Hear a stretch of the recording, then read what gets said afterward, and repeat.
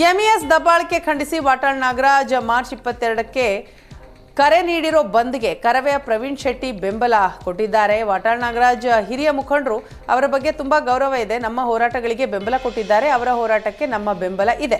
ಆದರೆ ಯಾವ ರೀತಿ ಬೆಂಬಲ ಕೊಡಬೇಕು ಅಂತ ನಮ್ಮ ಮುಖಂಡರು ಕಾರ್ಯಕರ್ತರ ಜೊತೆ ಚರ್ಚೆ ಮಾಡಬೇಕು.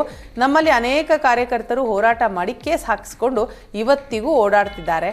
ನಾವು ಲಾಠಿ ಏಟಿಗೆ ಜಗ್ಗೋದಿಲ್ಲ, ಆದರೆ ಕಾರ್ಯಕರ್ತರ ಸ್ಥಿತಿಯ ಬಗ್ಗೆ ಆಲೋಚಿಸಬೇಕು ಅಂತ ಹೇಳಿದ್ದಾರೆ.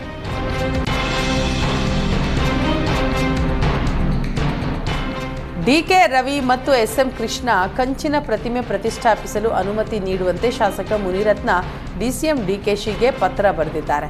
ರಾಜರಾಜೇಶ್ವರಿ ನಗರ ಕ್ಷೇತ್ರದ ಜ್ಞಾನಭಾರತಿ ವಾರ್ಡ್ನ ಮಲ್ಲತ್ತಹಳ್ಳಿ ಕೆರೆಯ ಮುಖ್ಯ ದ್ವಾರದಲ್ಲಿ ಪ್ರತಿಮೆ ಪ್ರತಿಷ್ಠಾಪನೆಗೆ ಅನುಮತಿ ನೀಡುವಂತೆ ಮನವಿ ಮಾಡಿದ್ದಾರೆ.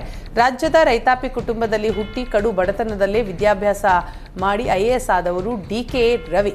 ಕೋಲಾರದ ಪ್ರತಿಯೊಬ್ಬ ಬಡ ಜನರ ಮನೆಯ ದೇವರ ಮನೆಯಲ್ಲಿ ಇವರ ಫೋಟೋ ಇದೆ. ಮಲ್ಲತ್ತಹಳ್ಳಿ ಕೆರೆಗೆ ಪ್ರಾಮಾಣಿಕ ಡಿಕೆ ರವಿಯವರ ಹೆಸರನ್ನ ಇಡಲು ಬಯಸಿದ್ದೇವೆ. ಜೊತೆಗೆ ಎಸ್ಎಂ ಕೃಷ್ಣ ಅವರ ಕಂಚಿನ ಪ್ರತಿಮೆಯನ್ನ ಕೆರೆಯ ಪೂರ್ವ ಮುಖ್ಯ ದ್ವಾರದಲ್ಲಿ ಪ್ರತಿಷ್ಠಾಪಿಸಲು ಅನುಮತಿ ಕೇಳಿದ್ದಾರೆ.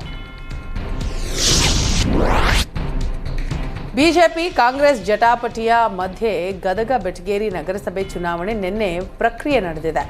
ಅಧ್ಯಕ್ಷ ಉಪಾಧ್ಯಕ್ಷ ಚುನಾವಣೆ ಪ್ರಕ್ರಿಯೆಗೆ ಹೈಕೋರ್ಟ್ ತಡೆಯಾಜ್ಞೆ ಕೊಟ್ಟಿತ್ತು. ಆದರೆ ಹೈಕೋರ್ಟ್ ತಡೆಯಾಜ್ಞೆ ಪ್ರತಿ ಸಿಕ್ಕಿಲ್ಲ ಅಂತ ಚುನಾವಣಾ ಅಧಿಕಾರಿ ಗಂಗಪ್ಪ ಮತದಾನ ನಡೆಸಿದ್ರು. ಹೈಕೋರ್ಟ್ ಆದೇಶ ಮೀರಿ ಚುನಾವಣೆ ನಡೆಸಿದ್ದಾರೆ ಅಂತ ಸಂಸದ ಬಸವರಾಜ ಬೊಮ್ಮಾಯಿ ಸೇರಿದ ಹಾಗೆ 17 ಬಿಜೆಪಿ ಸದಸ್ಯರು ಚುನಾವಣೆಗೆ ಬಹಿಷ್ಕಾರ ಹಾಕಿದ್ರು. ಗದಗ ಬೆಟಗೇರಿ ನಗರಸಭೆ ಚುನಾವಣೆ ಬಹಿಷ್ಕಾರದ ಬಳಿಕ ಮಾತನಾಡಿದ ಸಂಸದ ಬಸವರಾಜ ಬೊಮ್ಮಾಯಿ, ಕಾಂಗ್ರೆಸ್ ಸರ್ಕಾರ ಪ್ರಜಾಪ್ರಭುತ್ವ ಕಗ್ಗೊಲೆ ಮಾಡಿದೆ.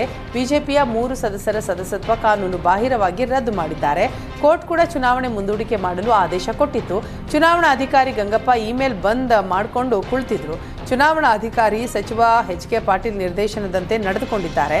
ಹೈಕೋರ್ಟ್ ಆದೇಶವನ್ನ ಧಿಕ್ಕರಿಸಿ ಚುನಾವಣೆ ನಡೆಸಿದ್ದಾರೆ ಅಂತ ವಾಗ್ದಾಳಿ ನಡೆಸಿದ್ರು. ಚುನಾವಣಾ ಅಧಿಕಾರಿಗಳ ವಿರುದ್ಧ ಕೋರ್ಟ್ ಮೊರೆ ಹೋಗ್ತೇವೆ ಅಂತ ಸಂಸದ ಬಸವರಾಜ ಬೊಮ್ಮಾಯಿ ಹೇಳಿದರು. ರಸ್ತೆ ಬದಿ ನಿಂತಿದ್ದ ಕಾರಿನಲ್ಲಿ ಏಕಾಏಕಿ ಬೆಂಕಿ ಕಾಣಿಸಿಕೊಂಡು ಸುಟ್ಟು ಕರಕಲಾದ ಘಟನೆ ಬೆಂಗಳೂರಿನ ಯಶವಂತಪುರದ ಮತ್ತಿಕೆರೆಯಲ್ಲಿ ನಡೆದಿದೆ. ಕಾರನ್ನ ಚಾಲಕ ರಸ್ತೆ ಬದಿಯಲ್ಲಿ ಪಾರ್ಕ್ ಮಾಡಿದ್ರು. ಈ ವೇಳೆ ಏಕಾಏಕಿ ಬೆಂಕಿ ಕಾಣಿಸಿಕೊಂಡಿದೆ.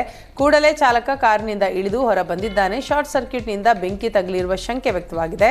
ಸ್ಥಳಕ್ಕೆ ಯಶವಂತಪುರ ಪೊಲೀಸರು ಭೇಟಿ ಕೊಟ್ಟು ಪರಿಶೀಲನೆ ನಡೆಸಿದ್ರು. ಅದೃಷ್ಟವಶಾತ್ ಯಾವುದೇ ಪ್ರಾಣಾಪಾಯ ಸಂಭವಿಸಿಲ್ಲ.